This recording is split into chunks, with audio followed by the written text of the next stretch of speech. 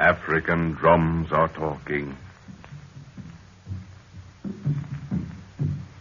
The drums bring you a story of Africa, that dark continent of jungle, swamp, and arid veldt, of native intrigue and unbelievable mystery. Listen.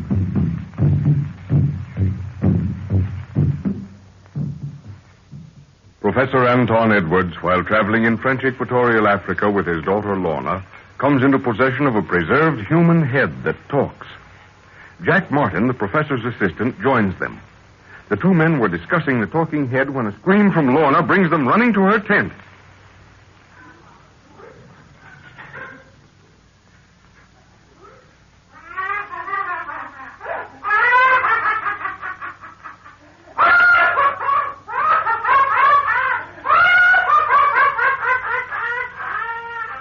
Confound it. Where's that flashlight? Here's one, sir. Lorna's not here. Her bed's empty. Great heavens. What's become of the girl? What in the name of... Oh, take no notice of that, Jack. It's only the head in the other tent. But where... There she is. Where, sir? There. Walking across the open space. Look. Come on, we'll have to hurry. What's the matter with her? Her arms are stretched out. Wait a minute. Don't go too close. See her feet. They're bare. She's in her sleeping suit. Good gad. She's sleepwalking. Yes. We daren't wake her abruptly. Heavens, I didn't know Lorna was subject to things like this. Possibly the change of climate has something to do with it. Has she ever been known to wander this way before, sir? Well, not to my knowledge. I thought she was perfectly normal. Who's that on the other side of the clearing? There's someone watching her. Looks like Nguru. Why must I? What's he doing out here at this time? He ought to be bedded down. Don't worry about him. He must have seen her start out.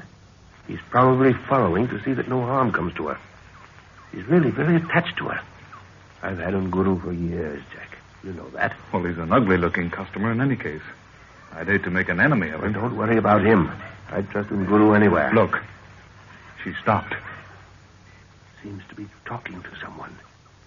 But there's no one near her. I know. She's just dreaming it, that's all. Let's get closer and hear what she's saying. Let's get her back to bed, sir. If we wait too long, she'll be down with fever in the morning. Not yet. I want to hear what she's saying. Might give us some idea as to what's worrying her. But there's something I want to tell you, sir. Let it wait, Jack. I don't want to miss anything she says. But it's about Lorna.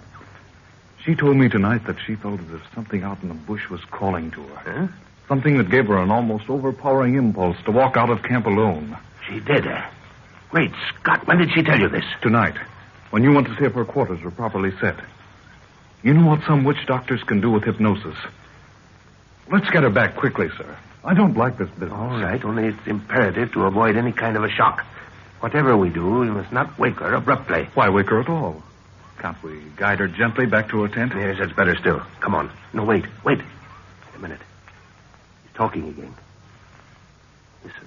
Out of the ageless vault of time, my beloved, have I come to fulfill the promise made to thee when the sun's light rested upon the altar and the sacrificial knife of the priest returned its fire.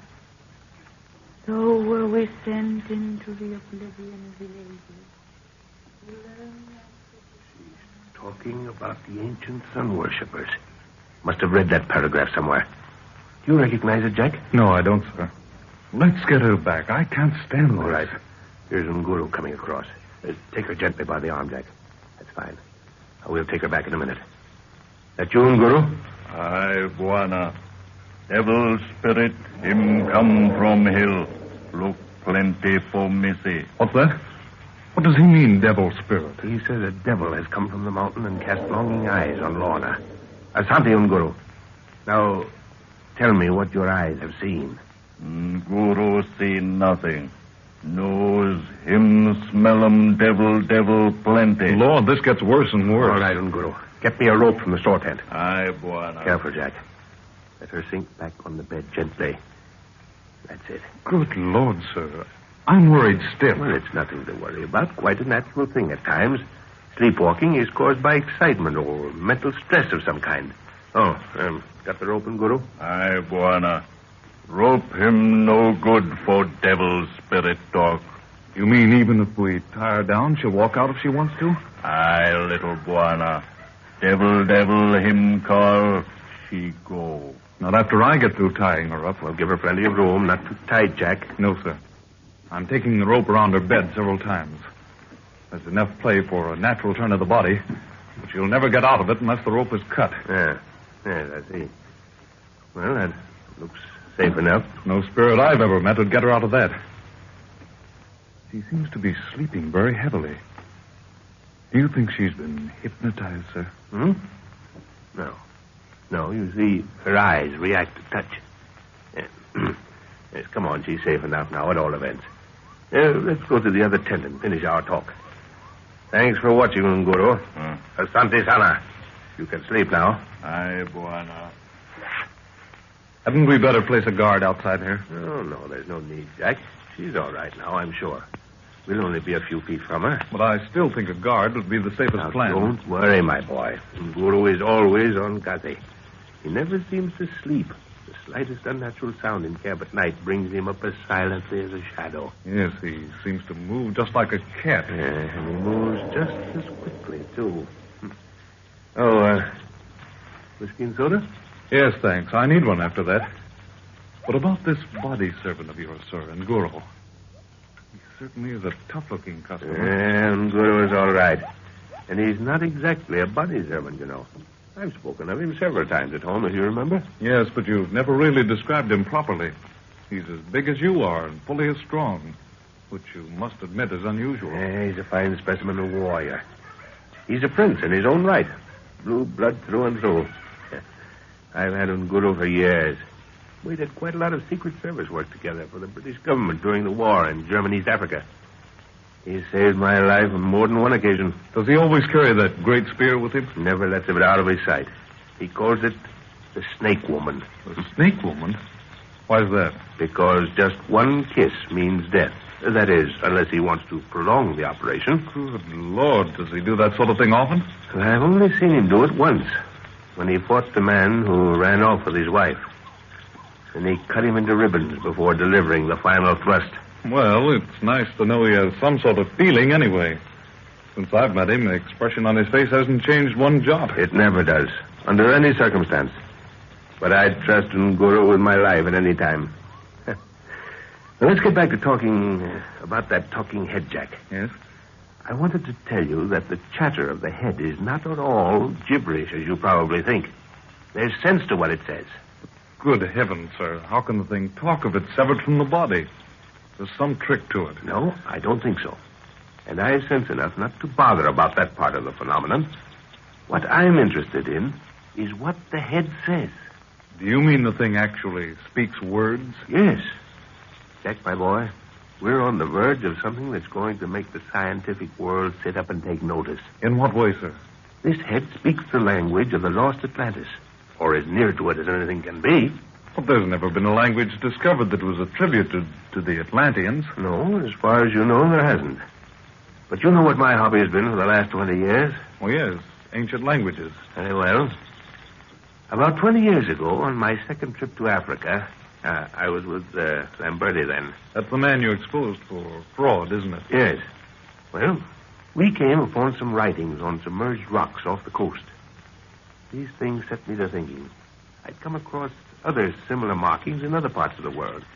And with all the data I'd kept, I use the word advisedly, I concocted a language that might have been used by the perpetrators of those writings. Yes, I know, sir.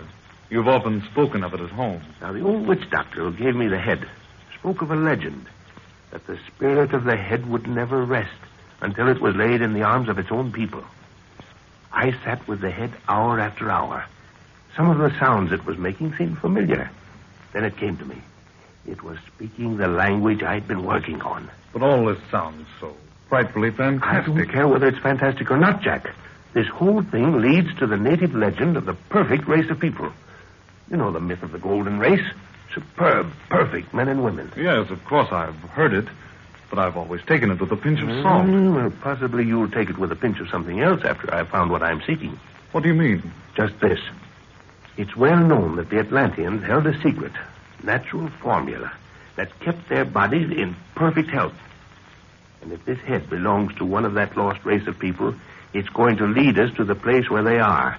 Because its chatter, according to the language I've been working on, is nothing but directions of travel. But good heavens, sir, would you trust yourself in this wilderness to a guide like that? If what I'm after is at the end of it, I'd trust myself to a headless body, let alone a bodiless head. But it's taking a great risk. But don't you see, Jack? That's where the native legend comes from.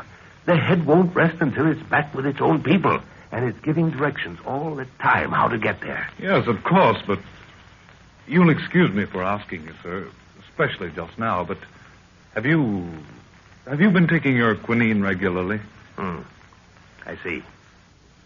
Well, Jack, if you're going to take that attitude, I'll be forced to leave you behind and go on alone. Then in that case, I'm afraid you'll have to put up with my company. Because madness or no madness, I'm staying with you. Well, that's more like you, Jack. I knew you would. That's why I sent for you to join me. You needn't worry about my health. My temperature is perfectly normal and my pulse quite regular. Nevertheless, I think I'll keep an eye on you. Oh, by the way, we've forgotten all about Lorna. Hadn't we better go and see if she's all right? Yes, we'll go now. Hello, Nguru. Nearly, old warrior. What is it? Buana, devil he speak. Missy, she go for Balava. Come. What's that? He says the devil called and Lorna's gone. Come on, Jack. Lorna's tent, quick. I'm with you, sir. Confound that tent rope. Where's the flashlight? Have you got one, Jack? Yes, here you are. Great heavens. She's gone. Lorna's gone and... The ropes on the bed are still intact. They haven't been moved.